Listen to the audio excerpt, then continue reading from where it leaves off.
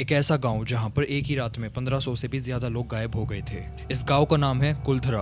ये गांव जैसलमेर से आगे है। साल 1825 के पास कुलधरा में एक ही रात में जब ये सारे लोग गायब हो गए थे तो ये कुलधरा ही नहीं खाली, इसके अलावा जो इसके पास 83 गांव और थे, मतलब 83 विलेजेस, और ये भी गायब हो गए थे। मतलब 1500 से भी ज्यादा लोग उस रात गायब हुए थे। अजीब बात तो यह है कि ना ही कोई लड़ाई, ना ही कोई खून, ना ही कोई प्रूफ मिला, ना ही कोई बॉडी मिली। अब देखो, ये ऐसा माना जाता है कि जो कुलधरा गांव है वो पालीवाल ब्राह्मण्स का गांव था। अब वहाँ पर एक पावरफुल मिनिस्टर था जिसका नाम था सलीम सिंह।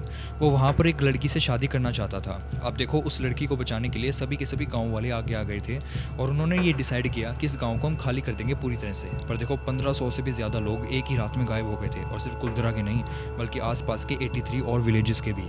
देखो, ये माना जाता है कि वहाँ के लोग जब एक ही रात में इस गाँव को खाली कर चले गए थे तो वो ये कहकर गए थे, जो भी इस गाँव में दोबारा बसने की कोशिश करेगा उस पर श्राप लगेगा। अब अगर हम दूसरी तरफ इसका साइंटिफिक एंगल देखें तो जो वहाँ की मिट्टी थी वहाँ पर पानी की परत बहुत ही कम थी। पर देखो, ये तो कोई सेंस नहीं बनाता कि मतलब एक ही रात में इसी चीज़ के लिए सारे लोग ही वहाँ से चले जाएं।